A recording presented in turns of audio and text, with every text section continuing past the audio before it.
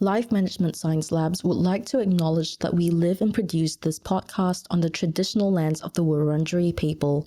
We'd also like to acknowledge the traditional owners of the lands of our listeners and our international colleagues.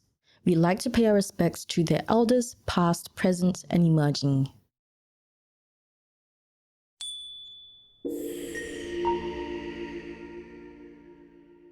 Hi, and welcome to Reloscope, the Relationship Science Insights podcast produced by LMSL, the Life Management Science Labs.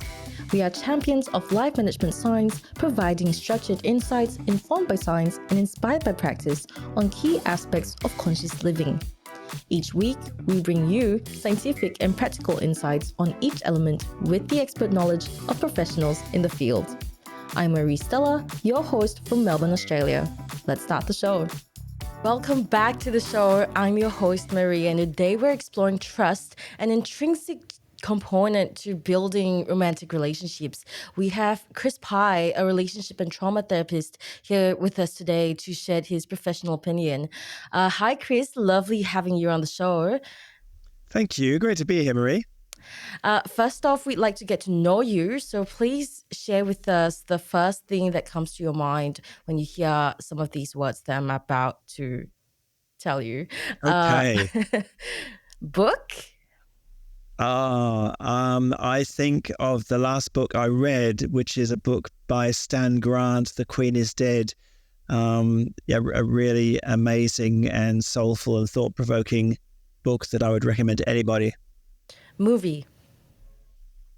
I thought about this, and when we do movies well, the Australian movies are amazing. And there's a movie from 1991 called Proof with Hugo Weaving, which is about a boy who is born blind and takes photographs of everything as proof of what he's experienced.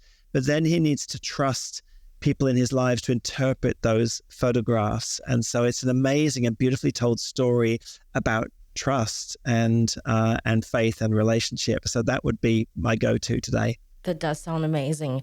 Podcast? A good friend and colleague, Ella Shannon, has a podcast. I was lucky enough to be a guest. It's called The Evolution of Intimacy, and it's just a beautiful podcast about all things emotional and sexual intimacy in relationships. Famous role model? I'm going to come back to Stan Grant, a Wiradjuri man and Kamilaroi man who is just a really brave and courageous speaker to power. A real inspiration to me. Course you've completed? This year I completed a certificate in traumatic studies with the Trauma Research Foundation in Boston, led by Bessel van der Kolk, who's one of the real leaders and luminaries in the world of trauma. Nice. Good on you. Now we're moving on to the interview section. So how would you define or describe a relationship?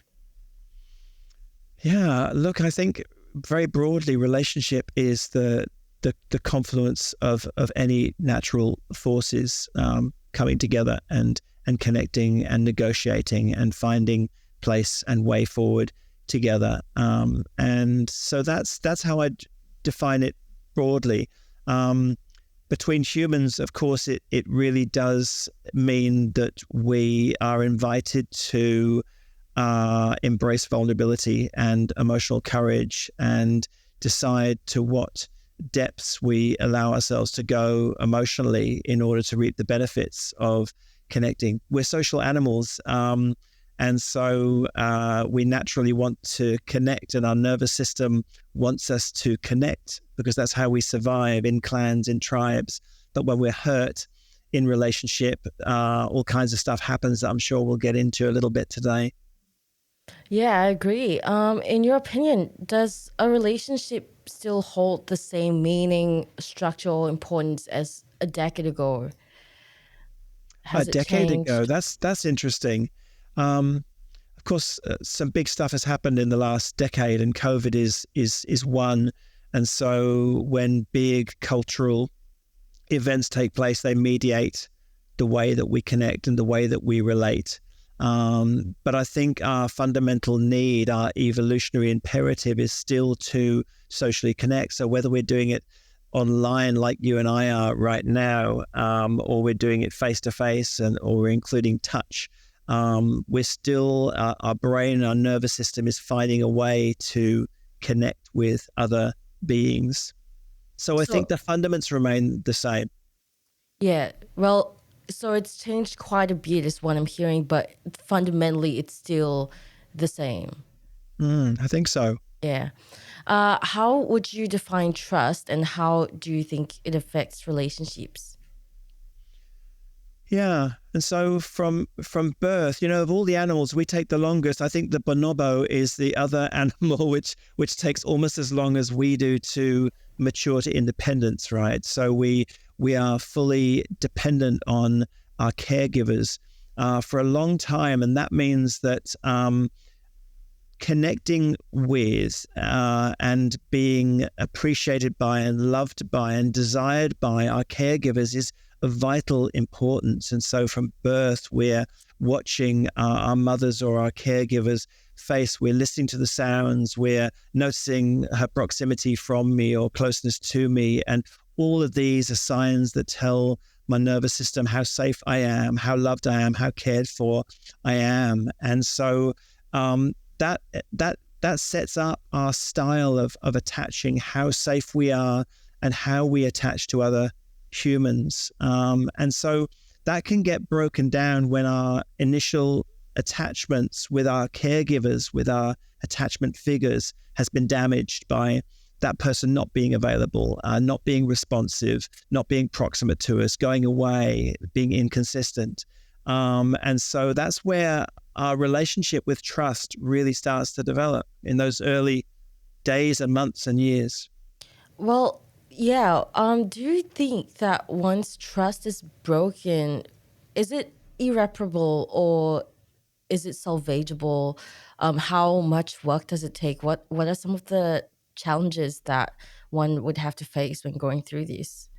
Yeah, I love that question, because it used to be that when we think about attachment theory and our attachment styles, that between 0 and 6 is when our brain circuitry is developing, and by year 6 or 7 we're kind of locked in, and the way that we attach and connect with people is kind of at core is kind of locked in. But more recently, our understandings of neuroplasticity are telling us that actually we're constantly changing our brains, and we can do that through our behavior. So I would say the evidence is building, and my optimism says that even if we've had the most insecure or chaotic attachment that's been set up for us in childhood, that it's possible for us to rewire our brains and to rebuild trust with the right conditions in place. With the right conditions in place and probably a lot of hard work. Yeah, I think so. Yeah. Yeah. Are there any specific practices or strategies that you'd recommend to people to implement into their lives so that they can repair this trust in relationships? Yeah, there's a number of things, and I think different things work for different people.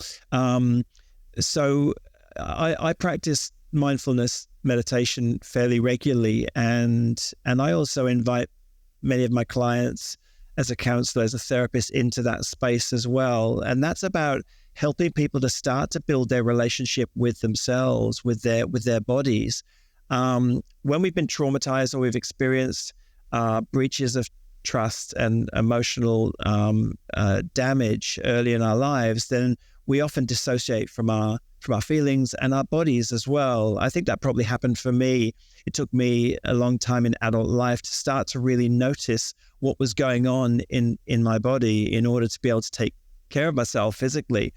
And so mindfulness can help us to do that. Just being able to sit and notice our breath and allow our breath to connect us with different parts of our body and notice what's going on. Where is the tightness?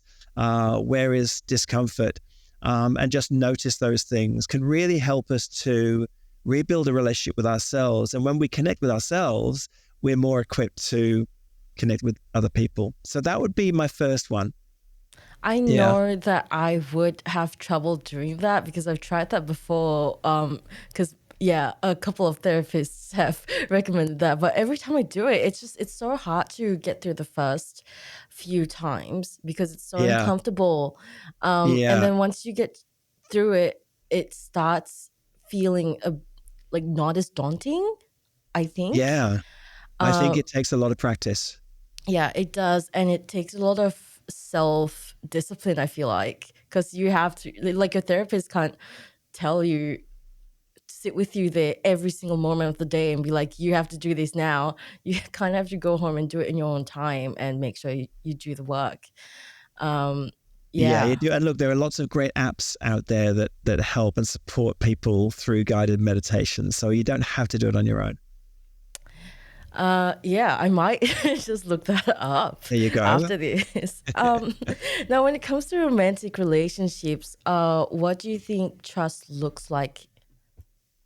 Uh, Um, Trust, in essence, means letting go control, right? And if we've been hurt in relationship, then one of our common responses is to try to be in control of everything, in control of our environment, in control of our relationship.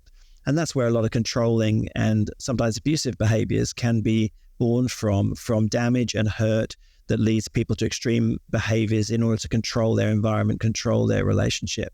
And so I would say ultimate expression of trust is being able to let go control and be open and vulnerable to another human being, knowing that there's a risk of being hurt. I would say the same to my children. My husband and I raised two boys who come from a history of complex and developmental trauma. And just a couple of days ago, we were having another conversation with my 12-year-old about this very thing, that, you know, when we're hurt by relationship, our default and our survival brain tells us very intuitively, right? Don't trust relationship. And when there's an argument or when there's a rupture in relationship, you shut down, you pull away, because that's how we survive. And that's really clever, but it's maladaptive because we're social animals. And ultimately, we're going to lead very lonely lives if we don't find a way back into trust, back into letting go control and allowing ourselves to be vulnerable in relationship. That's a really difficult endeavor. Yeah. So what are some of the common challenges that couples might face when it comes to building or rebuilding trust, especially when trust is already being broken in that specific relationship? Yeah. And I think it would be detaching emotionally from one another. You know, we kind of metaphorically bring up the drawbridge and batten down the hatches and shutter the shutters.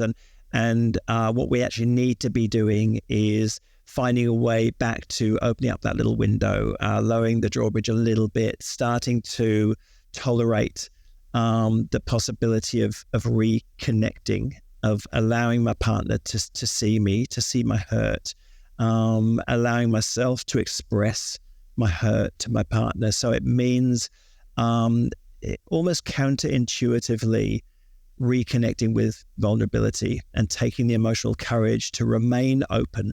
And look, sometimes we have to retreat. You know, Brené Brown talks about the arena.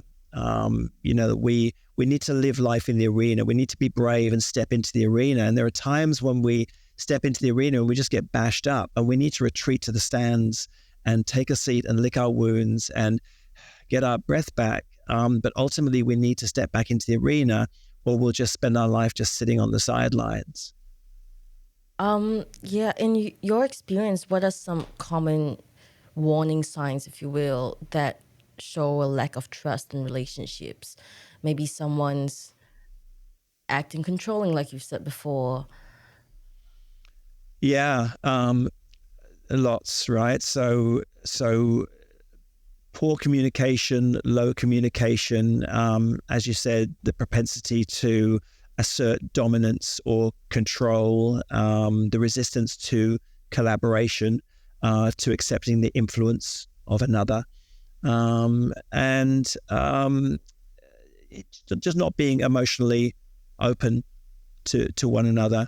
And as I say, when we've been hurt, we shut down. And so sometimes our trust issues come from recent contemporary traumas or emotional distress, and sometimes they go way back to things that have happened to us in childhood, and most often a combination of those things. So I'm always looking and listening for signs of anxiety and fear and choices to not connect, to not remain open. And my job partly as a therapist is to help partners to notice those things, to create a safe and supportive enough space, container, if you like, for those difficult conversations, so that we can start to at least take the courage to acknowledge the vulnerabilities and the difficulties we're experiencing in that relationship. Yeah, I see some of my friends as well who, well, like one person saying that they are openly communicating, but they're actually really not. And it's really difficult then to work things out because maybe this person isn't honest with themselves in the first place, and it makes it really difficult. So that's tough. That's all Yeah, that I can say. It's a long and arduous journey. yeah, Um, absolutely. yeah, I just feel like having trust in a relationship, you have to have trust in yourself as well. Um, you know, um, I think that's all the questions we have. Now we'll move on to the practice and habit debrief. And it's basically just questions about um, everyday application of whatever you've shared. Um, so what is a practice, an everyday practice that you do yourself or would like to recommend to people to improve their trust when in a committed romantic relationship? It could be like books, workshops, therapy, or some other form of support. Mm. So as a therapist, I'd of course always recommend therapy. Just sitting with a third party and creating a safe space to have someone help facilitate those difficult conversations. There's a lot of value and benefit that comes from that. But there's lots of things that you can do on your own too. One of the exercises that I regularly facilitate with couples is a structured emotional sharing activity. And so I'll invite our partners to find 10 minutes each day for emotional sharing. And we'll put a lot of structure around that. So I'll invite people to think about what's the location, what's the space in the home where that would happen, or outside the home. What's the time of day that would work for them, and so that they're relaxed but not completely exhausted and ready to sleep.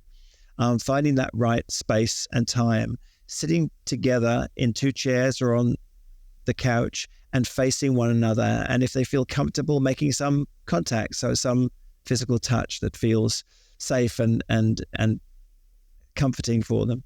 And then I'll offer people a script, and it'll depend on what's needed from them at that moment. And so it might be something along the lines of one thing that is a fear for me at the moment in this relationship, and then one thing which I'm hopeful about in this relationship.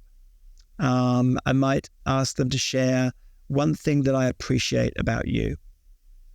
I'll ask them to share and keep quite concise, not go on too long, and then I'll invite them to stop talking and their partner to reflect what they've heard. What I heard you say is, it doesn't matter if they get it, don't get it completely right, but the idea is that person A has the opportunity and the structural support to just share something on a very emotional level whilst sitting proximate to their partner. And the partner simply listens and hears their experience. And then the partner reflects that. So person A really gets that sense of, okay, they actually witnessed and they heard and they probably got it right. Or if not, they'll correct them. Right? And then we swap over. And it's a really simple exercise. But for some people, it's the first time in sometimes months, maybe longer, that they've created and carved out the space to simply emotionally connect. Not about the content, because we can get caught up in the content of what's going wrong and what our conflicts are about. But this is about going deeper, going to another register and simply sharing our experience and having that heard and witnessed. That does sound really helpful, and I'm not a therapist myself, but I would recommend therapy as well, so I'm with you there. Are there any challenges that come with these practices you've shared? Like the one I've just shared there. Yeah. Yeah, in itself, it's a challenge because it's inviting people to be emotionally intimate, where that might not be a space that's been warmed in their relationship for a while, and that may feel challenging. It's asking them to be vulnerable. And usually at a time of conflict, they've come to me usually because they're struggling in their relationship, and often they're in conflict. So I'm asking them to lay down their weapons, right, and sit metaphorically naked with one another and just be themselves and share themselves with one another. And that's a tough ask, right? If you've spent the last 6 months armored up and tooled up, ready to go into battle. So it's a big ask, just inviting people to lay down arms and just connect with one another. And so I would usually do that in the space, in the room with people, to give them a sense of how you can do that, and that can feel okay and that can feel safe, if just for 10 minutes, you know? And if one person isn't willing to be emotionally vulnerable, what advice would you give then? Yeah, look, some individual counseling might be something I'll recommend. I find that usually if both people have come and walked through the door and sat with me, they've already taken a big step and shown a lot of courage. And usually that means they're ready to take those first steps. But if not, and if someone's really shut down, I'll sometimes say, look, this is what we'll sometimes do is invite you both to have an individual session and just see if there's anything that needs to be unlocked or explored in order to support you to be fully present for one another in the couple work. And that will sometimes be useful. Cool. So now we will move on to questions from the audience. These are questions that we've gathered from the audience about the topic. Okay. So there's about, I think, 5 questions here, but I think some of them have been actually answered already. Okay. They're not going to jump on the phone and harass me and No, give me a no, hard time. no, they aren't. They aren't. I doubt they will. Like maybe we won't share your phone number, so the most you'll get is probably an angry email. There you go. That's right. Do you think a relationship can thrive without trust? Oh, that's interesting. No, not thrive. It would be my immediate response. We can live and we can function and we can parent our children in relationships that don't contain deep trust, and many people do, and that's hard because when we have kids, that triggers all kinds of stuff for us too, and that's a tough road. But thrive, no, I think we need to find a level of emotional vulnerability and openness and emotional courage and a level of trust in one another to really thrive in relationship. In a technologically connected world, issues of trust can arise in digital spaces like social media, online communication, and especially in long distance relationships. Do you have any advice for navigating trust in those areas? It just means that we have just multiple proliferations of opportunity for mistrust and distrust and people making the wrong choices, right? We've got so many ways that we can betray one another now technologically that we didn't necessarily have before. And then, of course, distance, like you say, being in separate cities means that if we have no real sense of personal accountability and responsibility, we can make all kinds of choices which on some level betray the trust of our partner.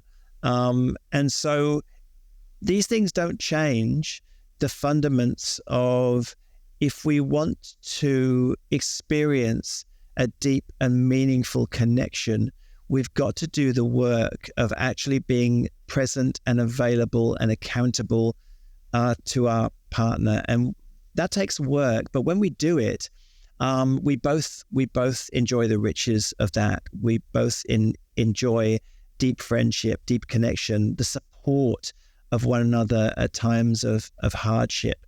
Those things aren't necessarily there if we haven't done the work to really build mutual trust.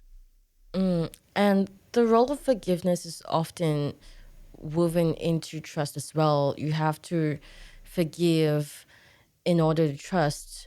So could you discuss the connection between those two things? Is there a way that couples can cultivate forgiveness as part of trust building? You know, what if someone thinks they forgive someone but they actually don't, and it's a whole thing? What do you think about that? The word I use more often is acceptance. And acceptance means understanding that we're all human beings. We're flawed. We stuff up. We stumble. We just need to be authentic and present to those experiences. And we're always going to have ruptures in relationship. It's through the ruptures that the tear and repair, right? That we build our relationship muscles. And so we shouldn't be afraid of mistakes and stuff ups. Intentionally engaging in acts which we know are likely to cause hurt to our relationship and to one another. Those things are harder to get past. So we need to decide whether we come to relationship with goodwill and with intention for love and support and mutual respect. And if we have those intentions and we see and we perceive and we understand that those are mutual intentions that we share, then we can accept when we stuff up, as long as we're accountable for those stuff ups. So for me, it's less about forgiveness. It's more about us being able to meet in those places of stumble and stuff up and rupture and be authentic and real about what's happened and what we want to do to move beyond that. And that really builds trust. Cool. Now we move on to the open mic. So you have Sounds like I'm about to do like a stand-up routine when you say open mic. I haven't got any jokes, Marie. You can share some jokes if you want. It's not necessary. All you really have to do is info dump whatever you're passionate about, whatever you want people to know. It can be the most boring thing on earth. Yeah, We'll okay. have Well, a that wouldn't listen. make good listening, would it? No one's going to tune in for that.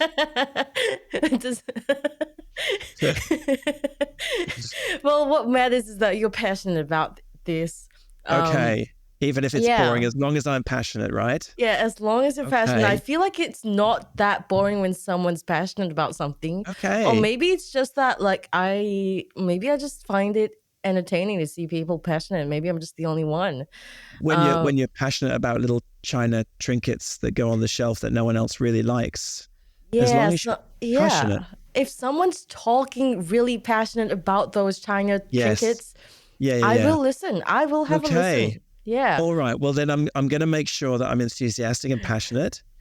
Look, there's a few things that I'm passionate about in my life, and probably the number one is my parenting role. I think I was a relationship counselor for years before moving into the area of trauma, and it was really our two boys which inspired me to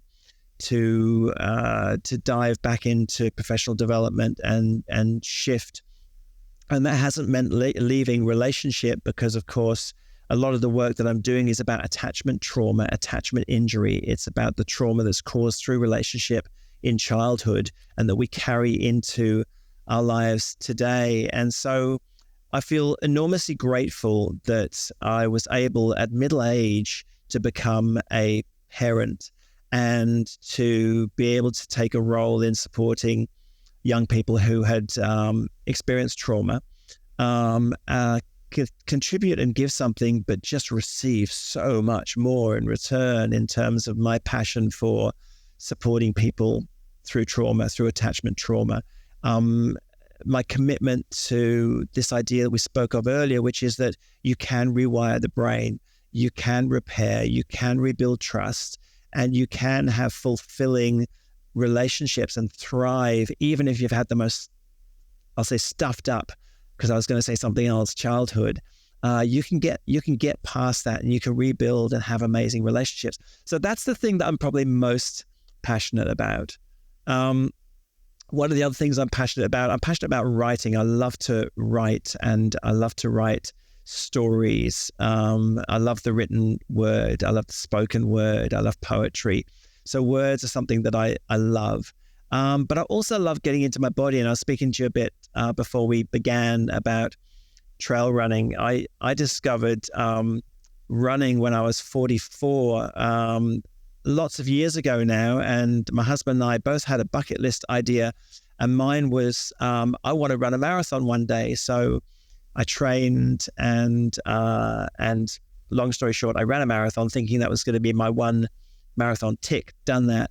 But it just got me hooked, Marie, and I just started running marathons, and then more. It was like go Forrest go for a few years, and then it became ultra marathons and trail mountain marathons and stuff like that. And so I had a few years before my body started to say, okay, that's probably enough. I had a few years of just doing amazing extreme running events, and what it did for me is I'll pause in a moment. I'm aware that I'm just kind of going because I'm passionate. You see, what it did for me is it got me in relationship with my body, and I'd grown up with the male role modeling of hide all your feelings, don't show emotions, and all this silliness about your interior world and sensations and feelings.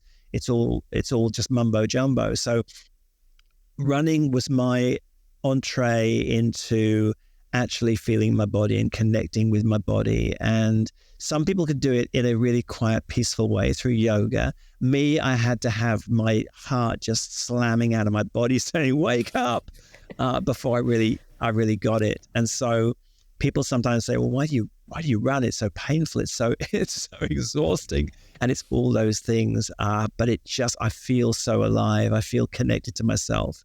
And that's been a real gift to find in middle age, and find that my work now even benefits from a holistic sense of myself through my somatic understanding of my experience, not just my emotional or cognitive understandings. That's amazing and sounds really rewarding, especially finding that when you're middle aged. I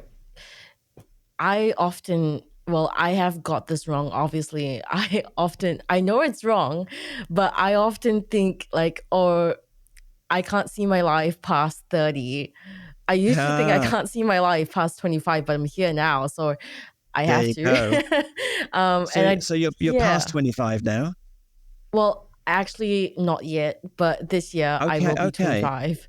And how's life? Yeah, life is surprisingly really good. It's never been better.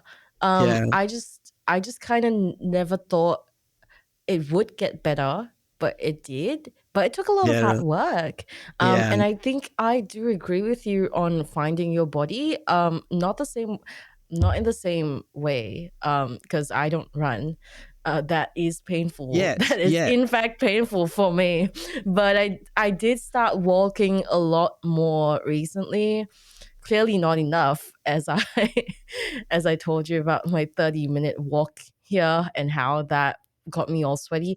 But I am walking a lot more now, and it is helping me feel a bit more comfortable and less lazy. Like, just it makes me feel a bit more like excited to get out there and be active a little bit. It's better than nothing. It's certainly better. Just getting out and feeling your body moving. It doesn't have to be a lot each day, but it's so good for our brains and for our mental health. So it's Yeah. good. Yeah, Okay. not going to lie, some part of it has been involuntary. Like when Okay. the trams break down and the public transport's not working, I do have to walk. So, but silver lining, silver lining. Yeah, it sounds like divine intervention. Someone out there in the universe is trying to help you get a bit more active, perhaps, Marie. Yeah. So if our listeners want to find you, where should they go? So they can go to my website, which is www.asinglestep.com.au. And so, there are pages there about my work with individuals, also my work with teams. I work with organizations within the human services to help them build more inclusive and diverse and emotionally safe and trauma-informed teams. So that's another part of my work. And so they can go there, and my stuff with relationships as well is there. So separate pages for separate areas of the work I do, and heaps of resources if people want to sign up to my website as well. Lots of things they can download, worksheets and infographics and things like that. So www.asinglestep.com.au is where you'll find me. Thank you, Chris, for joining us today. So yeah, if you do want to send an angry letter or email to Chris, Bring it go on. go to his website at www.singlestep.com.au. I had a lovely chat with you, and I learned so much. Thank you for joining us once again, and we'll see you next episode. It's been a pleasure. Thank you, Marie.